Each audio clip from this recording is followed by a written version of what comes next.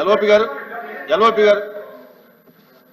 Sir, ప్రశ్నోత్తరాలలో తమరు ద్వారా నేను రిక్వెస్ట్ చేస్తుంది ఏంటంటే, ప్రశ్న వాళ్ళే వేస్తున్నారు, సమాధానానికి వచ్చి ప్రశ్నకి ఆన్సర్ కాకుండా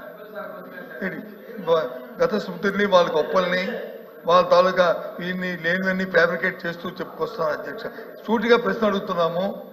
సూటిగా మీరు పోలవరం ఎత్తుని తగ్గిస్తున్నారా లేదా, తగ్గిస్తారా లేదని అడుగుతున్నప్పుడు దానికి సమాధానం చెప్పలేదు కదా అధ్యక్ష. దాని వాళ్ళు ఏం చెప్తారు? 20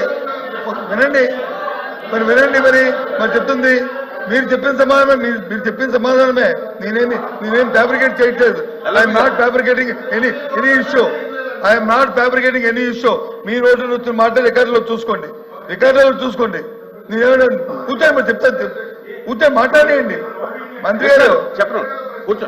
మంత్రి గారు మాట్లాడేయండి. మీరు మాట్లాడేయండి. గారు చేయండి, చెప్పండి. మీరు వాళ్ళతో కాదు మాట్లాడండి.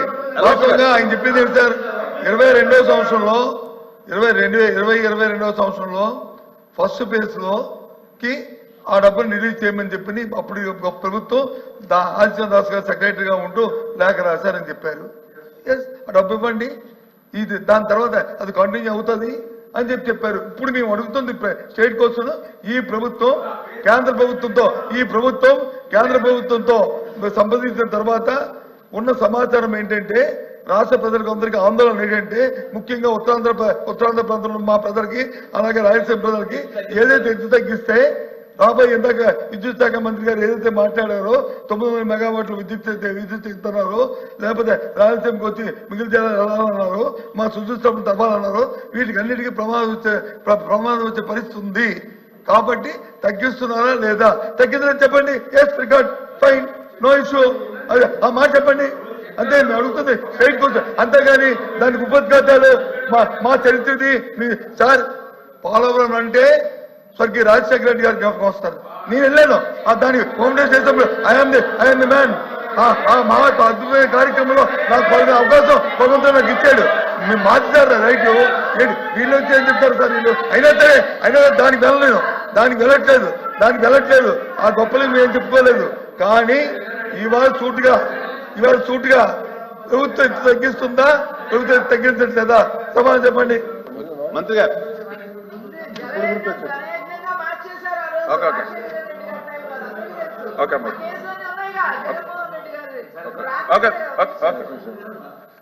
అధ్యక్ష, చాలా క్లియర్ గా ఇప్పుడే చెప్తూ ఉన్నారు, రాజశేఖర రెడ్డి గారు ప్రారంభించారని. మరి నేను అడుగుతూ ఉన్నా, మీకు ఆ రోజు మరి 151 సీట్లు ఇచ్చారు, 50% ఓట్లు ఇచ్చారు, 14 నుంచి 19 దాకా ముఖ్యమంత్రిగా మరి ఉన్నారు.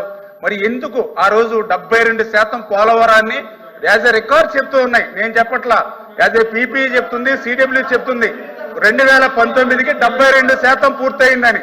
మరి 72% పూర్తయినటువంటి ప్రాజెక్టుని మళ్ళీ అదే రికార్డ్ చెప్తున్నాయి. 19-24 మధ్య కేవలం 2% మాత్రమే పూర్తయ్యాయని. మరి ఎందుకు 5 సంవత్సరాల అవకాశం ఇస్తే ఎందుకు చేయలేదు అధ్యక్ష? వాళ్ళు ఎవరైతే నీటిపారుదల శాఖ మంత్రులు, నేను కూడా ఎమ్మెల్యేగా ఉన్నాను అధ్యక్ష, ఆ రోజునటువంటి 2 మంత్రులు కూడా చెప్పారు. ఒకళ్ళు చెప్పారు, ఒక మంత్రి ఏది ½ ఫుల్ % అని ఆయన భాషలో ఆయన ఒక మంత్రి చెప్పాడు. అది ఇంకొక మంత్రి చెప్పాడు.